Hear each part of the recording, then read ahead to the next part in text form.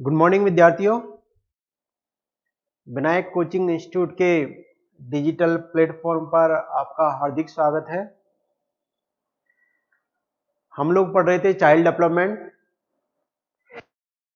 में हमारा शारीरिक विकास हो गया था, हमारा क्रियात्मक विकास हो गया था, हमारा मानसिक विकास हो गया था।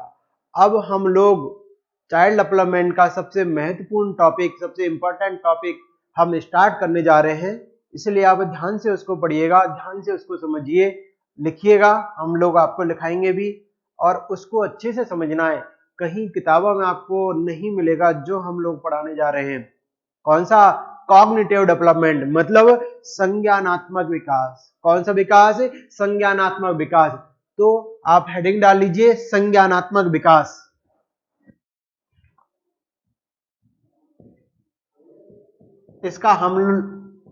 इसको हम हिंदी वर्जन और हिंदी और इंग्लिश दोनों वर्जन में हम लोग पढ़ेंगे। संज्ञानात्मक विकास, क्योंकि ये बहुत ही ज्यादा महत्वपूर्ण चैप्टर है, बहुत ही ज्यादा महत्वपूर्ण टॉपिक है। कौन सा? Cognitive development. और किसका पढ़ रहे हैं हम लोग? जीन पियाजे। प्रवर्तक कौन है इसके? जीन पियाजे। जीन पियाजे। Cognitive development. क्या इसका अन्य नाम भी है कोई? क्या इसका अन्य नाम भी है कोई? हाँ, इसका अन्य नाम है, इसको बोलते हैं चार अवस्थाओं का सिद्धांत। इसको बोलते हैं चार अवस्थाओं का सिद्धांत। चार अवस्थाओं का सिद्धांत। कौन सा सिद्धांत? चार अवस्थाओं का सिद्धांत। किसका है? प्रवर्तक कौन है इसके? जीन पियाजे। प्रवर्तक कौन है? जीन पियाजे। हम कोशिश करेंगे कि हम लोग आपको वाइगोत्स्की का भी संज्ञानात्मक विकास सिद्धांत पढ़ाएं, हम लोग जेरोम ब्रूनर का भी आपको पढ़ाएं, लेकिन जो सबसे ज्यादा इंपॉर्टेंस रखता है हमारे रीट में वो है हमारा कॉग्निटिव डेवलपमेंट जीन पियाजे का। इसका? जीन पियाजे का। देखिए, यह जो सिद्धांत है यह है अंतःक्रियावादी विचारधारा पर आधारित है। यह सिद्धांत आधारित है अंतःक्रियावादी विचारधारा। कौन सी विचारधारा? अंतःक्रियावादी विचारधारा। और अंतःक्रिया किसकी? परिपक्वता इंटू अनुभव। कौन सी अंतःक्रिया? परिपक्वता इंटू अनुभव। कौन सी? परिपक्वता इंटू अनुभव। अब समझिए आप इसको कि एक्चुअली संज्ञान होता क्या है, संज्ञान होता क्या है, या संज्ञानात्मक विकास क्या होता है। जब हम लोग अगर बात कर रहे हैं कॉग्निटिव डेवलपमेंट की, तो हमें पता होना चाहिए कि कॉग्निटिव एक्चुअली होता क्या है। किसको बोलते हैं हम कॉग्निटिव? हम लोग पढ़ लेते हैं, एक लाइन हम लोग पढ़ लेते हैं कि हाँ भाई, या कोई बताता ही नहीं है कि संज्ञान एक्चुअली होता क्या है, जबकि एग्जाम में काफी बार पूछ लिया जाता है। क्यों? क्योंकि संज्ञान के अंदर बहुत चीजें समाहित की गई है। अगर हम लोग नॉर्मल वे में अगर इसके लिए बात करें तो संज्ञान का मतलब होता है जानना। किसी चीज को जानने की प्रक्रिया ही क्या कहलाती है? संज्ञान। ये तो इसका क्या है? नॉर्मल अर्थ। संज्ञान का क्या है? ये नॉर्मल अर्थ। लेकिन अगर हम इसको साइकोलॉजिकल लैंग्वेज में बात करें तो संज्ञान का मतलब होता है कि वह ज्ञान जिसमें प्रत्यक्षीकरण हो, जिसमें संवेदना हो, जिसमें धारणा हो, जिसमें प्रत्याहान हो, जिसमें समस्या समाधान की क्षमता हो, जिसमें तर्क करने की क्षमता हो, जिसमें चिंतन करने की क्षमता हो, वो क्या कहलाता है? संज्ञान। क्या कहलाता है वो? संज्ञान। और इन सारी चीजों का ही वर्णन करेंगे हम इस कॉग्निटिव डेवलपमेंट में। जो हम लोग बता रहे हैं आपको कि प्रत्यक्षीकरण हो, संवेदना हो, हम लोग प्रत्यक्षीकरण और संवेदना हम लोग पढ़ चुके हैं मेंटल डेवलपमेंट में, क्योंकि मानसिक विकास के दो महत्वपूर्ण पहलू हैं। कौन कौन से? प्रत्यक्षीकरण और संवेदना, संवेदना और प्रत्यक्षीकरण। उसके बाद धारणा, तर्क करने की क्षमता, चिंतन करने की क्षमता, समस्या का समाधान करने की क्षमता, प्रत्याहान मतलब रिकॉल करने की क्षमता आदि बालक के अंदर होनी चाहिए, तब जाकर के वो क्या कहलाता है? संज्ञान। तब जाकर के क्या कहलाता है? वो संज्ञान। हम लोग सिर्फ पढ़ते हैं कि किसी चीज को जानने की प्रक्रिया ही क्या कहलाती है? संज्ञान। ये तो क्या है? नॉर्मल अर्थ है। कभी भी वो नॉर्मल वे में नहीं पूछता। आप पेपर कभी भी उठा करके देखिए, किसी भी एग्जाम का, आप चाहे सीटेट का देखिए, आप केबीएस का देखिए, डीएसएसबी का देखिए, first grade, second grade, read का आप देखिए, हमेशा उसमें डेफिनेशन कैसी, लैंग्वेज कैसी देता है? वो टफ देता है। जिसमें सेकंड ग्रेड और फर्स्ट ग्रेड से टफ साइकोलॉजी आती है थर्ड ग्रेड की। क्यों? क्योंकि उसमें हमें किसका विकास करना है? बच्चों का विकास करना है, हमें चाइल्ड डेवलपमेंट करना है। क्या करना है? हमें चाइल्ड डेवलपमेंट करना है। इसलिए हमारी जो साइकोलॉजी है उसका सबसे इंपॉर्टेंट पार्ट है चाइल्ड डेवलपमेंट। कौन सा? Child development. और उसमें भी हम क्या पढ़ रहे हैं? कॉग्निटिव डेवलपमेंट, संज्ञानात्मक विकास। मतलब क्या है? संज्ञानात्मक विकास। संज्ञानात्मक, अभी हमने संज्ञान के बारे में सुना, अभी हम लोग संज्ञानात्मक विकास के बारे में बताता हूं कि कॉग्निटिव डेवलपमेंट एक्चुअली होता क्या है, जिसमें संज्ञान समाहित हो। संज्ञानात्मक विकास का मतलब जिसमें संज्ञान समाहित हो, मतलब संज्ञानात्मक विकास से तात्पर्य उस विकास से होता है जो बालक को इस योग्य बना देता है, जो बालक को इस योग्य बना देता है कि वह अपनी चिंतन एवं तर्क शक्ति का प्रयोग करते हुए, अपनी चिंतन एवं तर्क शक्ति का प्रयोग करते हुए अपने जीवन में आई हुई समस्याओं का समाधान कर पाता है। अपने जीवन में आई हुई समस्याओं का क्या कर पाता है? समाधान कर पाता है। उसे क्या कहते हैं हम लोग? संज्ञानात्मक विकास, कॉग्निटिव डेवलपमेंट। क्या कहते हैं हम लोग? Cognitive development. हम लोग कॉग्निटिव स्ट्रक्चर के बारे में पढ़ेंगे, मतलब बालक की संज्ञानात्मक क्षमताओं के समूह को, बालक की संज्ञानात्मक क्षमताओं के समूह को क्या कहते हैं? संज्ञानात्मक संरचना, कॉग्निटिव स्ट्रक्चर हम लोग कहते हैं। राइट ना? देखिए यहां हम लोग बात करते थे चार अवस्थाओं का सिद्धांत, जिनके बारे में अभी हम लोग वर्णन करेंगे। अंतःक्रियावादी विचारधारा, परिपक्वता इंटू अनुभव। ये क्या होता है? ये देखिए, परिपक्वता के बारे में हम लोगों ने बात करी। जब मैं आपको विकास के सिद्धांत पढ़ा रहा था, तब मैंने आपको एक लाइन लिखाई थी कि विकास परिपक्वता एवं सीखने की उपज है। विकास परिपक्वता एवं सीखने की उपज है। परिपक्वता मतलब जो परिपक्वता मतलब हमारी आनुवांशिक शक्तियां, परिपक्वता का मतलब हमारी आनुवांशिक शक्तियां जो हमें कार्य करने के लिए क्या करती हैं? प्रेरित करती हैं। क्या करती है? हमारी प्रेरित करती हैं। फिर मैंने लिखाया था, किसी भी क्रियात्मक निपुणता को तब तक प्राप्त नहीं किया जा सकता जब तक बालक उसे करने के लिए पूर्ण रूप से परिपक्व नहीं हो गया हो। किसी भी क्रियात्मक निपुणता को तब तक प्राप्त नहीं किया जा सकता जब तक बालक उसे करने के लिए पूर्ण रूप से परिपक्व नहीं हो गया हो। मतलब क्रियात्मक विकास का मूल किसमें है? परिपक्वता में। किसमें? परिपक्वता में। उसी चीज को हम लोग यहां पढ़ रहे हैं। जीन प्याजे ने माना परिपक्वता इंटू अनुभव। क्या?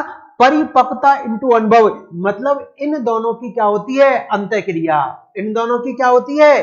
अंतःक्रिया होती है। कौन से विकास में? संज्ञानात्मक विकास में। कौन से विकास में? संज्ञानात्मक विकास में। अगर कभी एग्जाम में आ जाए कि परिपक्वता इंटू अनुभव का वर्णन कौन से मनोवैज्ञानिक ने किया है, क्या करना है हमें? जीन प्याजे। क्या करना है हमें? जीन प्याजे। या परिपक्वता इंटू अनुभव का संबंध, परिपक्वता इंटू अनुभव का संबंध बाल विकास के कौन से सिद्धांत से है? कौन से सिद्धांत से है? वो कॉग्निटिव डेवलपमेंट। और वो भी किसका? जीन प्याजे का। किसका है वो? जीन प्याजे का। अब सुनिए, जीन प्याजे एक स्विस मनोवैज्ञानिक थे। जीन प्याजे एक स्विस मनोवैज्ञानिक थे, मतलब स्विट्जरलैंड के रहने वाले थे। वे अल्फ्रेड बिने, कौन है? अल्फ्रेड बिने। वे अल्फ्रेड बिने की बुद्धि प्रयोगशाला में, वे अल्फ्रेड बिने की बुद्धि प्रयोगशाला में भाग लिया करते थे। अल्फ्रेड बिने की बुद्धि परीक्षाओं में क्या करते थे, वो भाग लिया करते थे और बहुत ही ज्यादा महत्वपूर्ण भूमिका निभाते थे।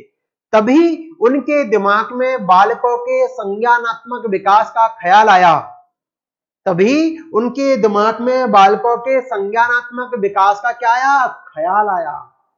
और उन्होंने 1923 से 1932 के बीच संज्ञानात्मक विकास पर कितनी किताबें लिखी, 5 किताबें। कितनी किताबें लिखी, 5 किताबें उन्होंने लिखी और कहा कि बालक में वास्तविकता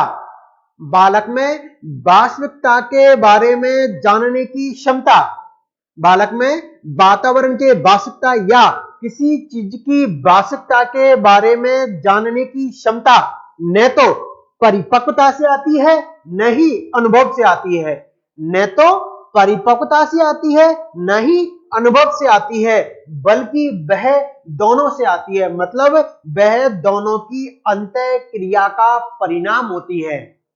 किसका परिणाम होती है, दोनों की अंतः क्रिया का परिणाम होती है। किसका, परिपक्वता इंटू अनुभव। किसका, परिपक्वता इंटू अनुभव।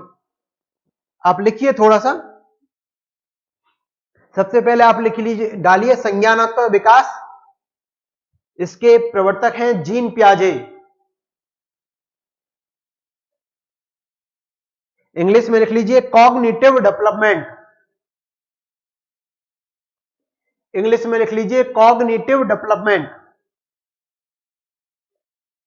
इसी सिद्धांत का नाम है 4 अवस्थाओं का सिद्धांत। इसी सिद्धांत का नाम है 4 अवस्थाओं का सिद्धांत।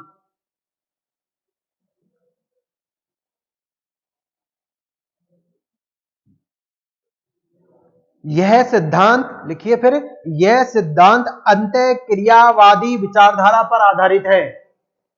यह सिद्धांत अंतः क्रियावादी विचारधारा पर आधारित है। यह सिद्धांत अंतः क्रियावादी विचारधारा पर आधारित है।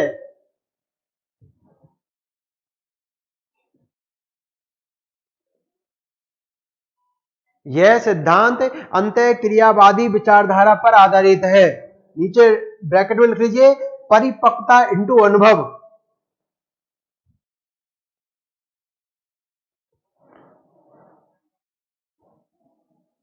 नीचे लिख लीजिए परिपक्वता इंटू अनुभव।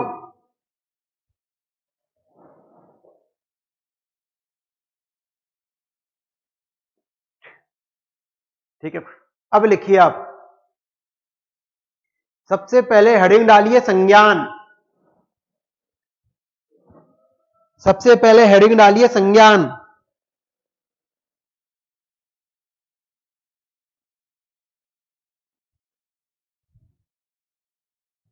लिखिए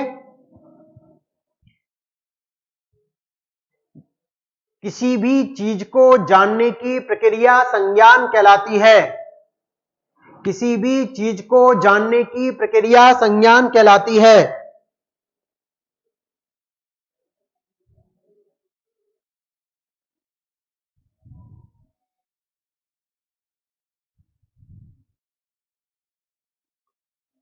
किसी भी चीज को जानने की प्रक्रिया संज्ञान कहलाती है।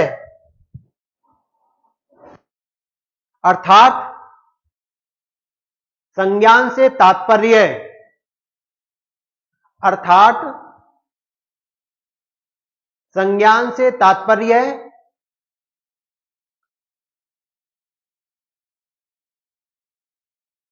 उस प्रक्रिया से होता है या उस ज्ञान से होता है।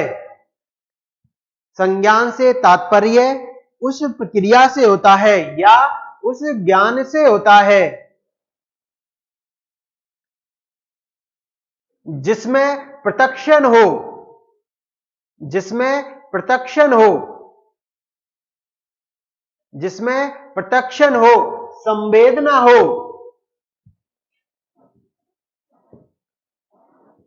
जिसमें प्रत्यक्षण हो, संवेदना हो,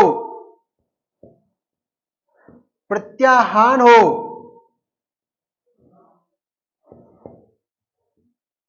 तर्क हो, तर्क करने की क्षमता हो, चिंतन करने की क्षमता हो, धारणा की क्षमता हो, समस्या का समाधान करने की क्षमता हो, समस्या का समाधान करने की क्षमता हो।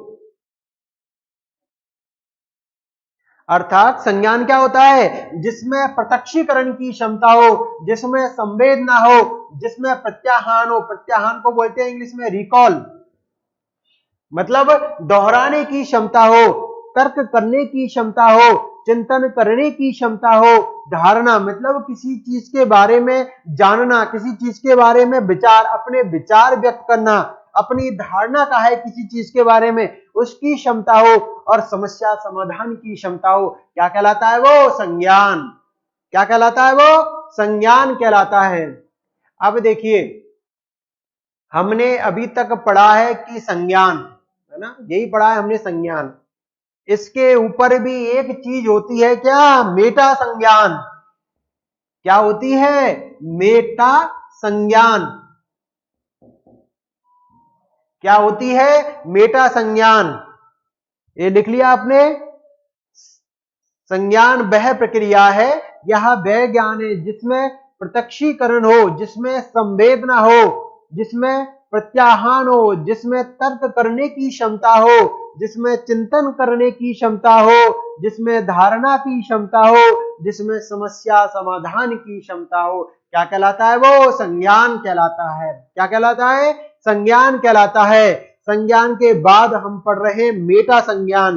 मेटा संज्ञान ध्यान रखिएगा, अगर कभी आ गया तो डीएसएसबी और केबीएस में आया हुआ क्वेश्चन है। डीएसएसबी और केबीएस में आया हुआ क्वेश्चन है। हम लोग जल्दीबाजी में कर आते हैं कि क्या पता जीन प्याजे होंगे, इसके प्रवर्तक भी जीन प्याजे होंगे, या संज्ञान को ही मेटा संज्ञान कह दिया होगा। कभी कभी हम कंफ्यूजन में क्वेश्चन को गलत करके आ जाते हैं, ऐसा हमें कभी नहीं करना है। हम लोग सोच लेते हैं कि मिस प्रिंट हो गया होगा, क्योंकि हम लोगों ने उसको पढ़ा नहीं है। अगर हम लोग पढ़ते तो हम लोग नहीं सोचते कि मिस प्रिंट हुआ है, और जब घर पे आकर के देखते तो सोचते हैं अरे यार ये तो अलग था, मैंने पढ़ा ही नहीं। इसलिए यहाँ पे नोट डाल करके आप लिख लीजिए, नोट डाल करके और आप हेडिंग डाल लीजिए मेटा संज्ञान। यहीं पे नोट डाल करके यहीं पे हेडिंग डालिए, और इसके जॉन फ्लेवेल, इसके प्रवर्तक हैं जॉन फ्लेवेल। ध्यान रखिएगा, मेटा संज्ञान के प्रवर्तक हैं जॉन फ्लेवेल। कौन है? John Flavell. जबकि संज्ञान के कौन है? जीन प्याजे। कौन है? जीन प्याजे। और मेटा संज्ञान के प्रवर्तक कौन है? John Flavell. लिखिए, संज्ञानात्मक परिघटनाओं के बारे में संज्ञान को मेटा संज्ञान कहते हैं। लिखिए, संज्ञानात्मक, लिखिए संज्ञानात्मक,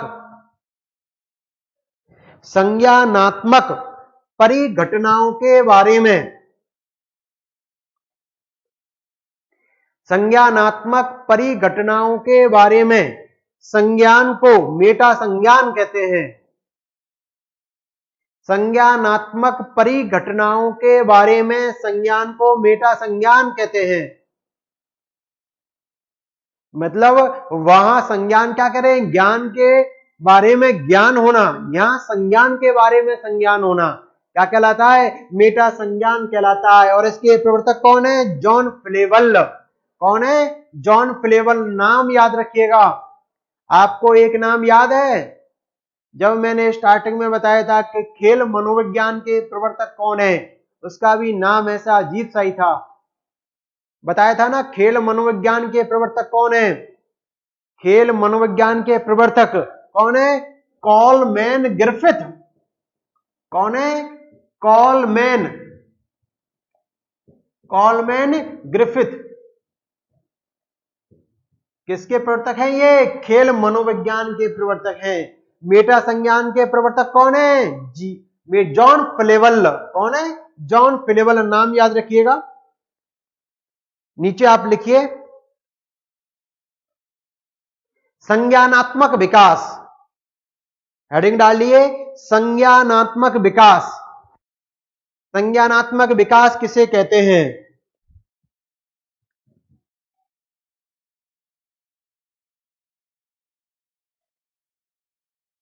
लिखिए संज्ञानात्मक विकास से तात्पर्य,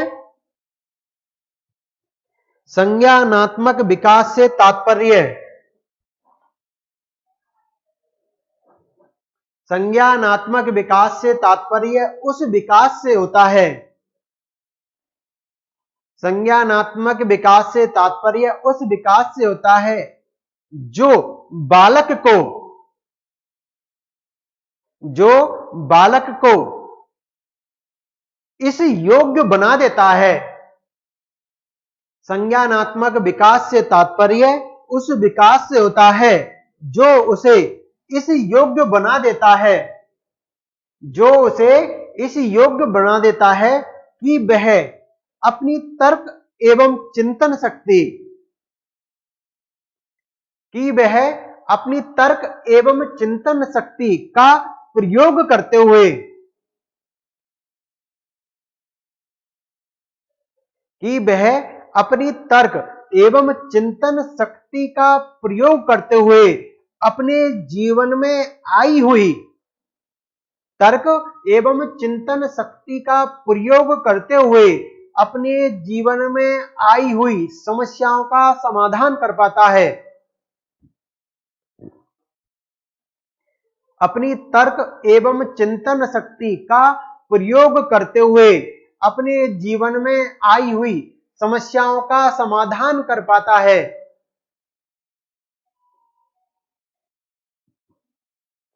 क्या कहते हैं उसको? संज्ञानात्मक विकास, कॉग्निटिव डेवलपमेंट, जिसमें सब कुछ समाहित हो गया। क्या भी समाहित हो गया? संज्ञान भी समाहित हो गया, ज्ञान भी समाहित हो गया उसमें, और मेटा संज्ञान भी समाहित हो गया। मतलब बहुत ज्यादा हम लोग सोचने लगे, हम लोग तर्क वितर्क करने लगे, हम लोग चिंतन करने लगे। क्योंकि चिंतन किसे कहते हैं? कि चिंतन मानसिक क्रिया का एक ज्ञानात्मक पक्ष है। चिंतन मानसिक क्रिया का एक ज्ञानात्मक पक्ष है जो किसी समस्या के कारण प्रारंभ होता है। किसके कारण? समस्या के कारण प्रारंभ होता है, और उस समस्या का समाधान होते ही चिंतन क्या हो जाता है? खत्म हो जाता है। क्या हो जाता है? खत्म हो जाता है। फिर हम लोग, फिर समस्या आएगी, फिर हम लोग चिंतन करेंगे। बालक की तर्क एवं चिंतन शक्ति का प्रयोग करते हुए अब उसके जीवन में आई हुई समस्याओं का क्या करता है? बालक समाधान करता है। आया समझ में? फिर लिखिए नीचे, जीन पियाजे,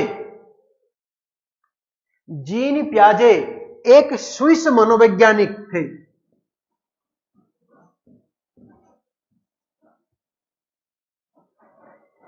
जीन पियाजे एक स्विस मनोवैज्ञानिक थे, मतलब स्विट्जरलैंड,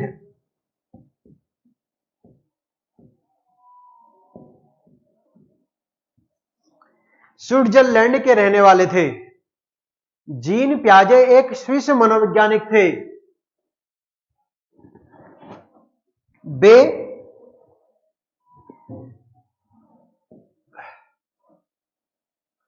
जीन पियाजे एक स्विस मनोवैज्ञानिक थे, मतलब स्विट्जरलैंड के रहने वाले थे। वे प्राणी शास्त्र का अध्ययन करते थे। वे प्राणी शास्त्र,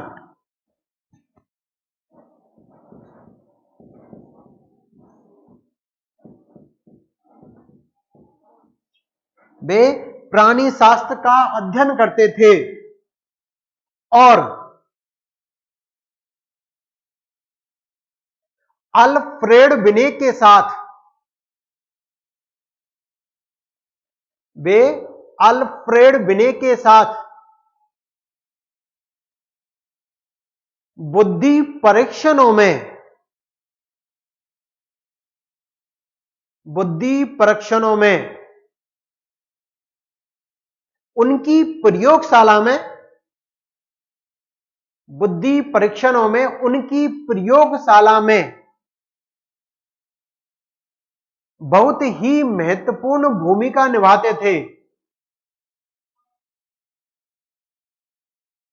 बहुत ही महत्वपूर्ण भूमिका निभाते थे।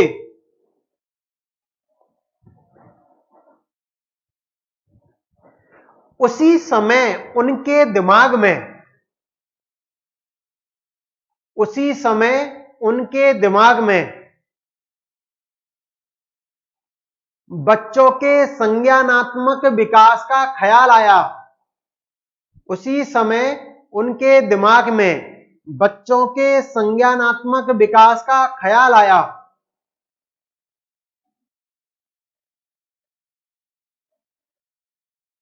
उसी समय उनके दिमाग में बच्चों के संज्ञानात्मक विकास का ख्याल आया। उन्होंने 1923 से 1900 के बीच, उन्होंने 1923 से 1932 के बीच संज्ञानात्मक विकास पर, उन्होंने 1923 से 1932 के बीच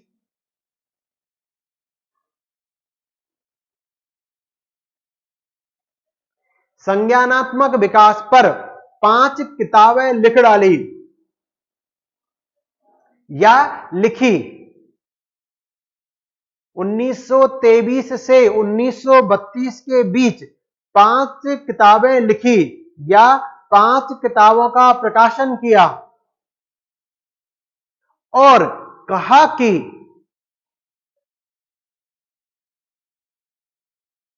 बालक में वातावरण की वास्तविकता, और कहा कि बालक में वातावरण की वास्तविकता के बारे में जानने की क्षमता, वातावरण की वास्तविकता के बारे में जानने की क्षमता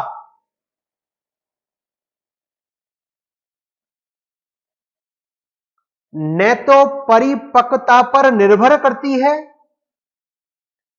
न तो परिपक्वता पर निर्भर करती है और न ही अनुभव पर, न ही परिपक्वता पर निर्भर करती है, न ही अनुभव पर निर्भर करती है, बल्कि इन दोनों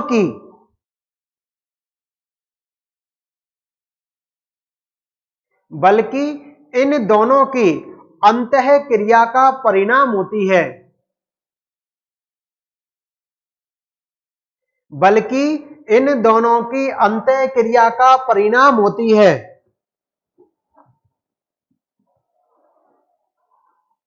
अर्थात संज्ञानात्मक विकास,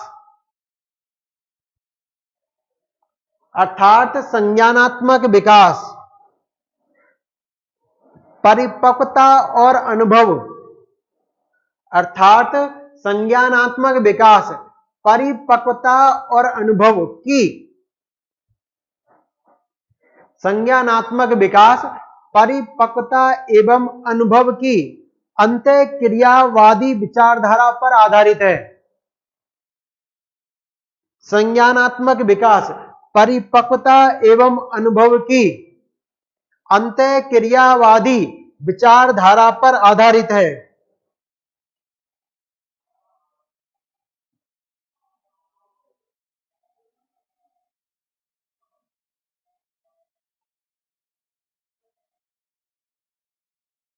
लिख लिया?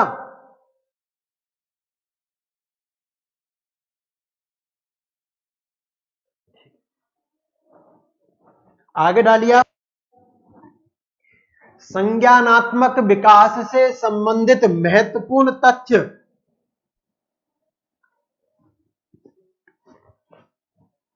संज्ञानात्मक विकास से संबंधित महत्वपूर्ण तथ्य।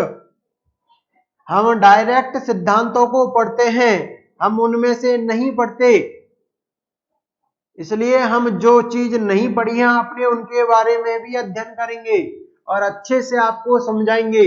जिससे एग्जाम में आपका कोई भी क्वेश्चन गलत नहीं हो।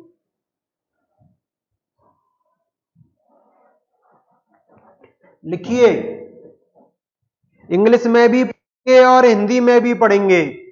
किसमें पढ़ेंगे? इंग्लिश में भी पढ़ेंगे और हिंदी में भी पढ़ेंगे, क्योंकि दोनों में ही एग्जाम में पूछा जाता है। कभी वो हिंदी वर्जन दे देता है, कभी वो इंग्लिश वर्जन दे देता है, इसलिए दोनों वर्जन हमें याद होने चाहिए। मैं भी तो याद करके आया हूं, इंग्लिश कोई मेरा सब्जेक्ट नहीं है, लेकिन फिर भी मैंने आपके लिए उनको पढ़ा है। राइट, कौन कौन से सबसे पढ़ेंगे हम लोग? अनुकूलन,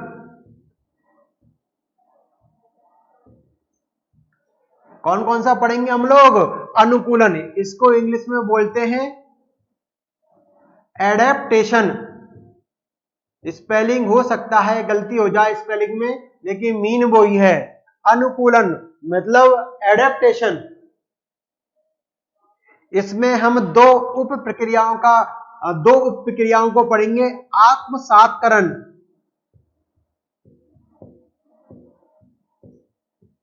आत्मसातकरण इसको बोलते हैं हम लोग एसिमिलेशन। एसिमिलेशन। दूसरा हम लोग पढ़ेंगे समायोजन। क्या पढ़ेंगे हम लोग? समायोजन। इसको बोलते हैं अकोडोमेशन। इसको हम लोग एडजस्टमेंट भी बोलते हैं, लेकिन यहां पर इसको इंग्लिश में नाम दिया गया अकोडोमेशन। ध्यान रखिएगा, आत्मसातकरण और समायोजन। अनुकूलन को बोलते हैं एडेप्टेशन, आत्मसातकरण एसिमिलेशन, समायोजन को अकोडोमेशन। दूसरा डालिए साम्य धारण, इसको बोलते हैं इक्विलिब्रेशन। इक्विलिब्रेशन इसको बोलते हैं इक्विलिब्रेशन।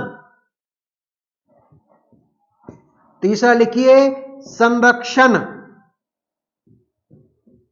इसको बोलते हैं कंजर्वेशन।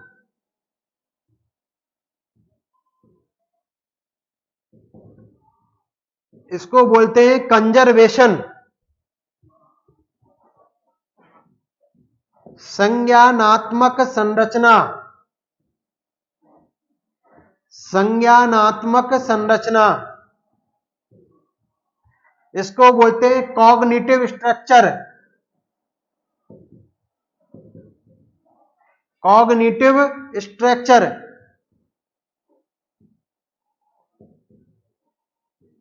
इसको बोलते हैं कॉग्निटिव स्ट्रक्चर। पांचवा लिखिए मानसिक संक्रिया।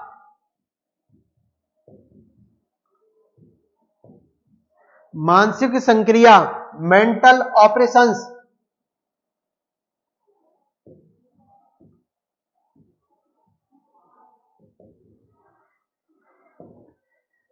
मेंटल ऑपरेशंस मानसिक संक्रिया। छठा लिखिए विकेंद्रन, इसको बोलते हैं डिसेंटरिंग।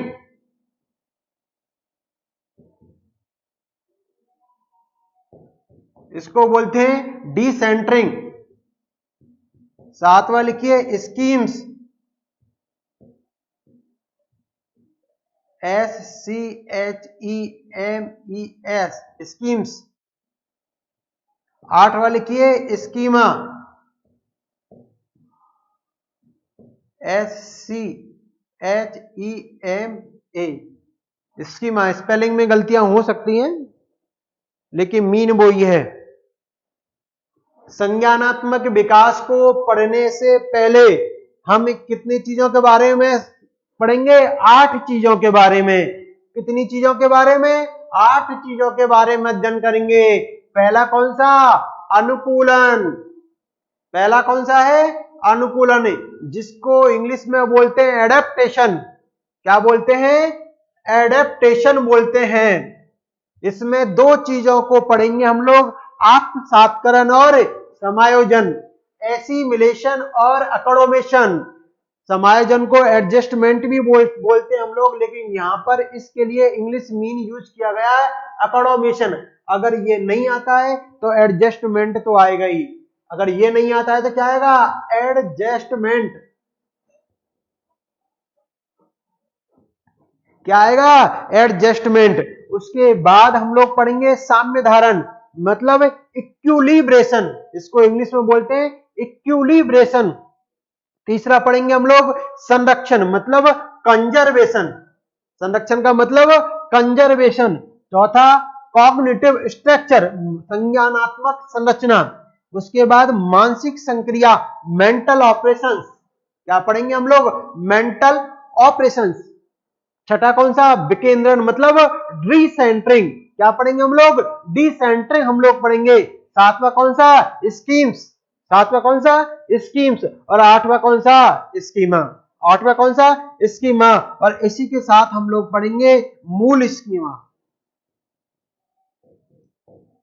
इसी के साथ हम लोग क्या पढ़ेंगे, मूल स्कीमा पढ़ेंगे, क्योंकि अभी तक हम लोगों ने जैसे संज्ञान पढ़ा था, मेटा संज्ञान के बारे में हमें पता नहीं था, ऐसे ही हमने स्कीमा पढ़ा है, मूल स्कीमा के बारे में हमें पता नहीं है, वो भी हम लोग पढ़ेंगे। देखिए सबसे पहला अनुकूलन, देखिए समझिएगा पहले अच्छे से, फिर हम आपको लिखाएंगे, राइट ना।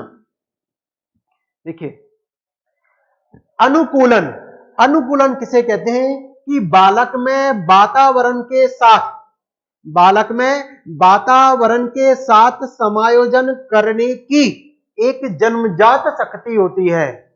बालक में वातावरण के साथ समायोजन करने की एक जन्मजात शक्ति होती है।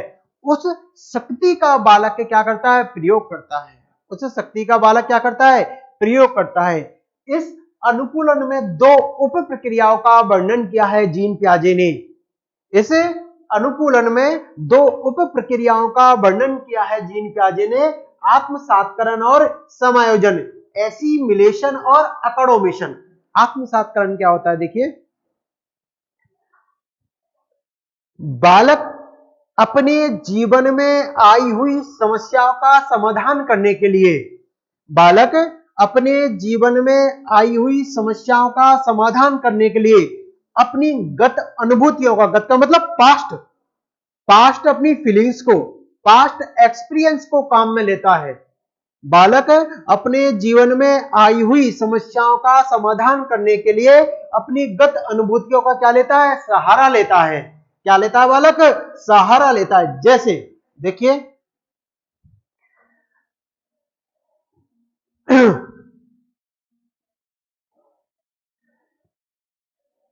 एक छोटा बच्चा है ना, एक छोटा बच्चा है, जब बालक दूध पीता है, जब बालक दूध पीता है, उसका दूध खत्म हो जाता है, तब भी वह बोतल को मुंह से हटाता नहीं है, तब भी वह बोतल को मुंह से हटाता नहीं है। या फिर अगर बालक को भूख लगी है, बालक को भूख लगी है, तो आप जब मां कभी ऐसा करती है कि जब दूध नहीं तैयार होता तो खाली बोतल को उसके मुंह के लगा देती है, इससे बालक क्या हो जाता है, चुप हो जाता है, इससे बालक क्या हो जाता है, चुप हो जाता है। मतलब उस बोतल को चूसने में बालक को आनंद का अनुभव हो रहा है, वह आत्मसात कर रहा है उस चीज को कि नहीं, मुझे तो वैसा ही मजा आ रहा है जैसा दूध पीने में आ रहा था। क्या कहलाई वो प्रक्रिया, आत्मसात्करण। क्या कहलाई, आत्मसात्करण कहलाई। देखिए जब प्रेग्नेंट लेडीज होती हैं, प्रेग्नेंट लेडीज होती हैं तो उनमें शायद कैल्शियम की कमी की वजह से वो क्या खाती है, मिट्टी, है ना, मिट्टी खाती है, ईंट खा लेती हैं, पत्थर खा लेती हैं, चौक खाती हैं, बत्ती खाती हैं, जो भी उनको मिलता है जिससे उनको आनंद का अनुभव होता है वो उसी चीज को खा लेती हैं, जिससे उनको आनंद का अनुभव होता है वही उसी चीज को वो लोग खा लेती हैं। कोने में गई और बच्चों की तरह फटाफट से छुड़ा करके वो खा जाती हैं। उनको क्या मिल रहा है, उससे आनंद मिल रहा है। क्या कर रही है, वो उस चीज को आत्मसात कर रही है। क्या कर रही है, आत्मसात कर रही है। बालक को दूध नहीं मिलता तब भी उस खाली बोतल को बालक के मुंह के लगा दिया जाता है और बालक क्या हो जाता है, चुप हो जाता है। बालक क्या हो जाता है, चुप हो जाता है। उससे क्या कहते हैं हम लोग, आत्मसात्करण। क्या बोलते हैं हम लोग, आत्मसात्करण। और जब आत्मसात्करण से काम नहीं चलता, जब आत्मसात्करण से काम नहीं चलता, तो बालक अपने व्यवहार में परिवर्तन करता है, तो बालक अपने व्यवहार में परिवर्तन करता है और अपने आप को वातावरण के साथ एडजस्ट करने की कोशिश करता है, मतलब समायोजित करने की कोशिश करता है। जैसे देखिए, एक बालक को जब किसी कुत्ता, बिल्ली या कुछ और किसी चीज को दिखा दिया जाता है, तो बालक सोचता है कि कुत्ता ये है, या बिल्ली ये है, या शेर ये है, या और कोई चीज, जानवर ये है, या इंसान ये है। अगर उसको दूसरी चीज हम लोग दिखाते, जैसे मान लीजिए बालक ने पहले कुत्ता देखा, अब हम उसको बिल्ली दिखा रहे, तो बालक सोचेगा है तो चार टांग है सही, लेकिन कहीं ना कहीं कुछ चीज अलग है। कहां हम लोग वहां कुत्ते को देख रहे थे, कहां हम लोग यहां किसको देख रहे हैं, बिल्ली को देख रहे हैं। मतलब बालक अपने आप को क्या कर रहा है, एडजस्ट कर रहा है।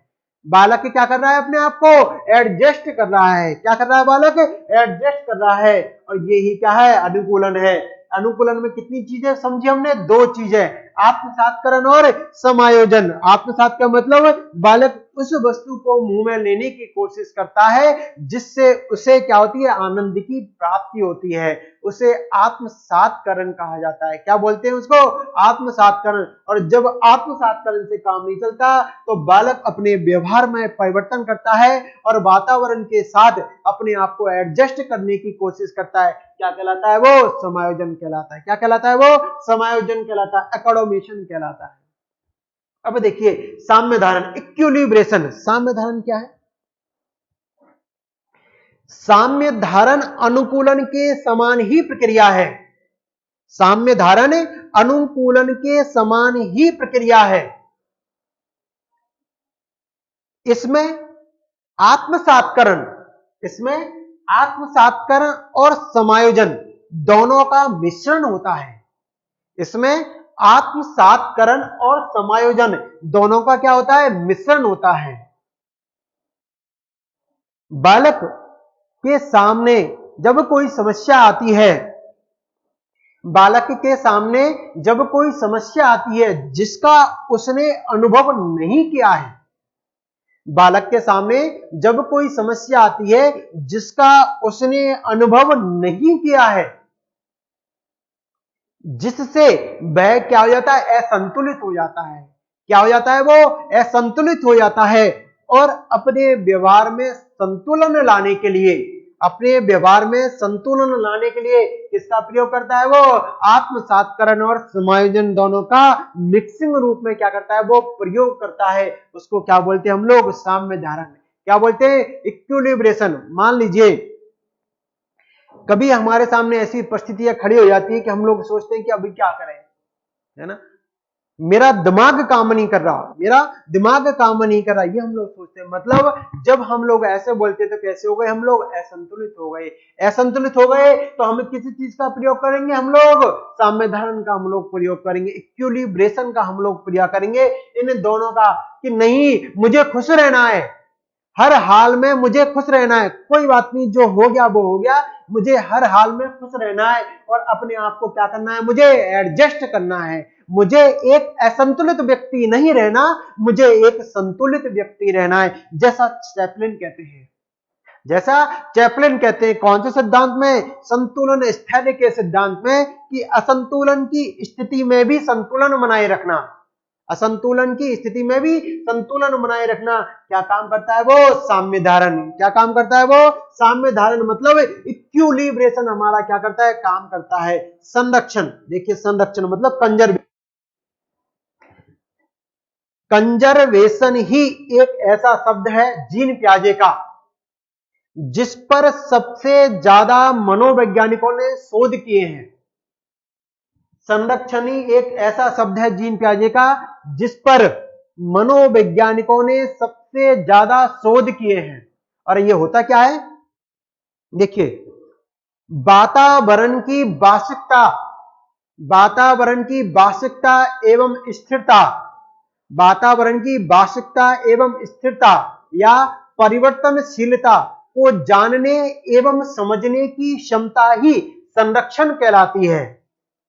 क्या कहलाती है? संरक्षण कहलाती है कि बालक में क्या है, एटमॉस्फेयर को जाने, वातावरण को जाने कि वातावरण क्या कर रहा है। मुझे अगर कोई सिचुएशन ऐसी आ गई कि मुझे क्या करना है, वहां पे क्या है, हमको दिमाग लगा करके हमें अपने आप को काम करना है और अपने आप को क्या करना है, हमें एडजस्ट करने की कोशिश करना है। अगर हम लोग एक ऐसे रूम में हम लोग बैठ रहे हैं, हमें ऐसा एटमॉस्फेयर मिला है, हम लोग सोचेंगे कि हम लोग चलो बाहर चले जाते हैं, हम लोग अपने आप को क्या करेंगे, एडजस्ट करने की कोशिश करेंगे। यहाँ वातावरण क्या हो रहा है, चेंजेबल हो रहा है। एटमॉस्फेयर क्या हो रहा है, चेंजेबल हो रहा है। वातावरण की स्थिरता और परिवर्तन, वातावरण की स्थिरता और परिवर्तन दोनों के बारे में जानना, वातावरण की वास्तविकता के बारे में जानना, उसके बारे में सोचना, समझना और डिसीजन लेना, ये क्या कहलाता है, संरक्षण कहलाता है। क्या कहलाता है, संरक्षण कहलाता है, जिसको इंग्लिश में बोलते हैं हम लोग क्या, कंजर्वेशन। चौथा, संज्ञानात्मक संरचना, कॉग्निटिव स्ट्रक्चर।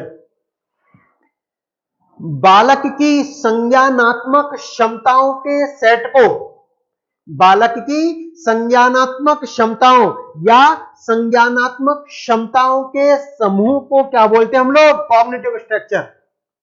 क्या बोलते हैं, कॉग्निटिव स्ट्रक्चर, संज्ञानात्मक संरचना। बालक की मानसिक क्षमताओं, बालक की संज्ञानात्मक क्षमताओं के सेट को क्या बोलते हैं हम लोग, संज्ञानात्मक संरचना हम लोग बोलते हैं, कॉग्निटिव स्ट्रक्चर हम लोग बोलते हैं। एक ना, देखिए मानसिक संक्रिया, मेंटल ऑपरेशन, किसी भी समस्या के समाधान के लिए की गई, किसी भी समस्या के समाधान के लिए की गई क्रिया ही मानसिक संक्रिया कहलाती है। किसी भी समस्या के समाधान के लिए की गई क्रिया ही क्या कहलाती है, मानसिक संक्रिया कहलाती है। क्या कहलाती है, मानसिक संक्रिया कहलाती है। काफी बार अभी हमारे सामने क्या है, समस्या क्या है, नौकरी की। क्या है, नौकरी की, जिसके ऊपर क्या कर रहे हैं हम लोग, वर्क कर रहे हैं, जिसके ऊपर क्या कर रहे हैं हम लोग, कार्य कर रहे हैं, जिसके ऊपर क्या कर रहे हैं हम लोग, मानसिक संक्रिया हम लोग कर रहे हैं। क्या कर रहे हैं, मानसिक संक्रिया, ऑपरेशन कर रहे हैं हम लोग, अपने दिमाग में ऑपरेशन कर रहे हैं कि अगर कैसे पेपर को हमें सॉल्व करना है, अगर टफ आ गया तो हमें कैसे करना है, और अगर इजी आ गया तो हमें कैसे करना है।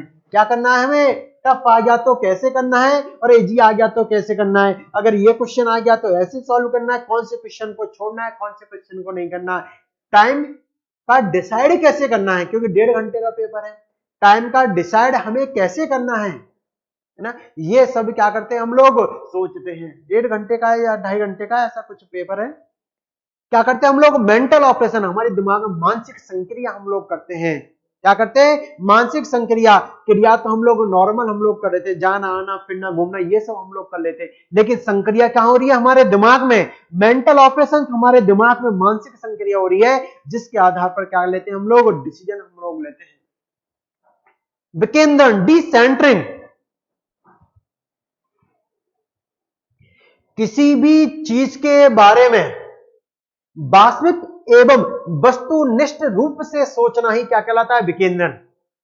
किसी भी वस्तु के बारे में वास्तविक एवं वस्तुनिष्ठ रूप से सोचना ही क्या कहलाता है, विकेंद्रण कहलाता है। क्या कहलाता है वो, डिसेंटरिंग कहलाता है। क्या कहलाता है वो, डिसेंटरिंग कहलाता है, विकेंद्रण कहलाता है। जब बच्चा 3 से 4 माह का होता है, जब बच्चा 3 से 4 माह का होता है तो बालक में यह क्षमता नहीं होती, बालक में यह क्षमता नहीं होती कि वो किसी चीज के रूप में वास्तविक रूप से सोच सके या वस्तुनिष्ठ रूप से सोच सके। लेकिन जैसे जैसे बालक बड़ा होता जाता है, जैसे जैसे बालक बड़ा होता जाता है, उसमें विकेंद्रण की क्षमता बढ़ती चली जाती है। क्या होती है, विकेंद्रण की क्षमता बढ़ती चली जाती है, और तब जब बढ़ जाती है तो बालक पूर्ण रूप से क्या करता है, सोच सकता है। पूर्ण रूप से क्या करता है बालक, सोच सकता है। उसके बाद देखिए स्कीम्स और स्कीमा। स्कीम्स क्या होता है, व्यवहारों के ऐसे पैटर्न या ऐसे व्यवहार जिन्हें बार बार दोहराया गया हो, ऐसे व्यवहार जिन्हें बार बार दोहराया गया हो, या व्यवहारों के समन्वित पैटर्न जिन्हें बार बार दोहराया गया हो, क्या कहलाता है? वो स्कीम्स। क्या कहलाता है? वो स्कीम्स कहलाता है। क्योंकि अभी तक हम लोगों ने स्कीमा के बारे में पढ़ा था, स्कीम्स हम लोगों ने नहीं पढ़ा। इसलिए ध्यान से समझिए, तीनों चीज अलग अलग है। स्कीम्स भी अलग है, स्कीमा भी अलग है, और मूल स्कीमा भी अलग है। तीनों चीजों के बारे में क्या करना है? हमें अध्ययन करना है। व्यवहारों के ऐसे रूप जिन्हें बार बार दोहराया जा सके, क्या कहलाता है? वो स्कीम्स कहलाता है। क्या कहलाता है? स्कीम्स कहलाता है। और स्कीमा क्या होता है? सबसे इंपॉर्टेंट शब्द, सबसे इंपॉर्टेंट शब्द, एक क्वेश्चन हर एग्जाम में फिक्स है। एक क्वेश्चन हर एग्जाम में इसका फिक्स है। स्कीमा क्या होता है? वे मनोवैज्ञानिक रचनाएं जिनका जनरलाइजेशन किया जा सके, वे मनोवैज्ञानिक रचनाएं जिनका जनरलाइजेशन किया जा सके, क्या कहलाती है? स्कीमा कहलाती है। वे मनोवैज्ञानिक रचनाएं जो हमारे दिमाग में मौलिक स्मृतियों के रूप में संग्रहित है, वे मनोवैज्ञानिक रचनाएं जो हमारे दिमाग में मौलिक स्मृतियों के रूप में संग्रहित हैं, क्या कहलाती है? स्कीमा कहलाती है। क्या कहलाती है? स्कीमा। वे मनोवैज्ञानिक रचनाएं जो किसी भी सूचना को प्रदान करने के लिए किसकी तरह काम करती हैं? आशुलिपि की तरह काम करती हैं।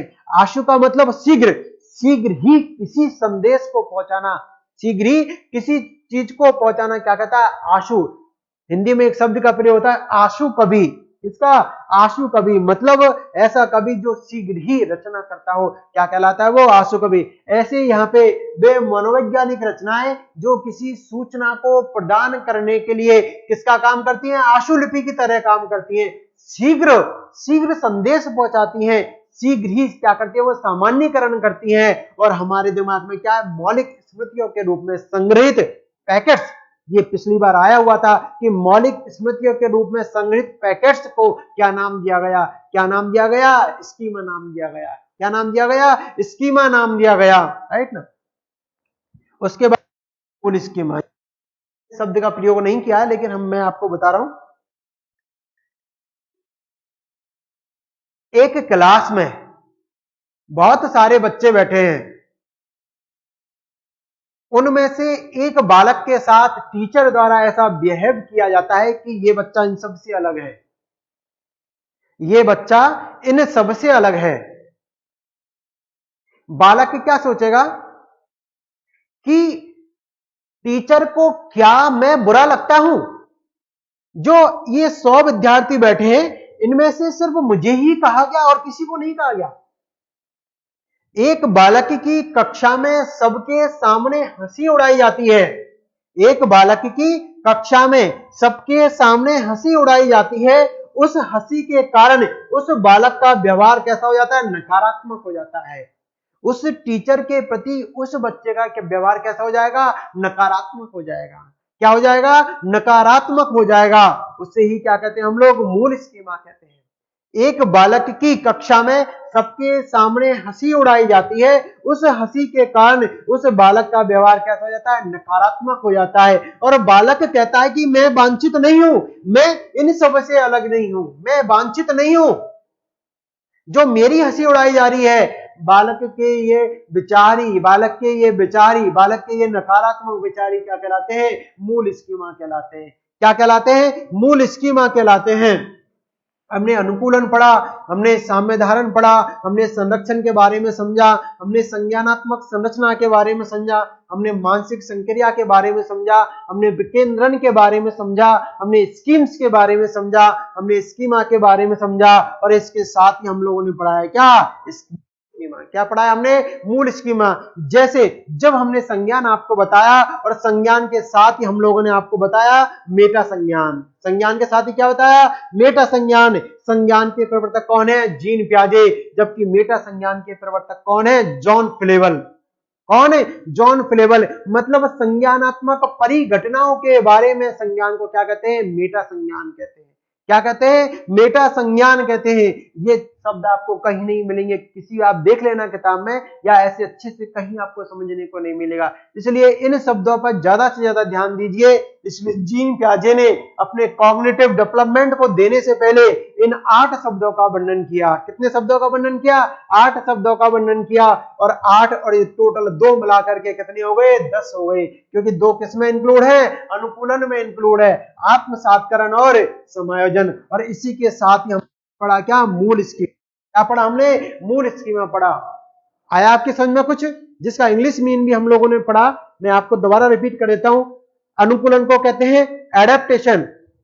इसमें 2 प्रक्रिया है, आत्मसातकरण, एसिमिलेशन और अकोमोडेशन। इसको हम लोग एडजस्टमेंट भी हम लोग बोल सकते हैं। साम्य धारण को मतलब इक्विलिब्रेशन, संरक्षण का मतलब कंजर्वेशन, संज्ञानात्मक संरचना मतलब कॉग्निटिव स्ट्रक्चर, मानसिक संक्रिया मतलब मेंटल ऑपरेशन, विकेंद्रण का मतलब डिसेंटरिंग, स्कीम्स और स्कीमा। और लास्ट में हम लोगों ने पढ़ा क्या? मूल स्कीमा। क्या पढ़ा हमने? मूल स्कीमा। आप इनको जो मैंने बताया आप उनको दिमाग में रखिए। मैं अगली क्लास में मैंने इन सब चीजों को मैं आपको लिखाऊंगा, ठीक है? जब तक आप इनके बारे में सोचिए कि क्या है, क्या बोला सर ने, अपने दिमाग में इनको उतारने की कोशिश कीजिए कि जो बोला है वो अगर हम लोग सुने उसको। क्यों? क्योंकि काफी बार लिखी और पढ़ी हुई बातें याद नहीं रहती, लेकिन सुनी हुई बातें क्या हो जाती हैं? याद रह जाती हैं। Thank you so much.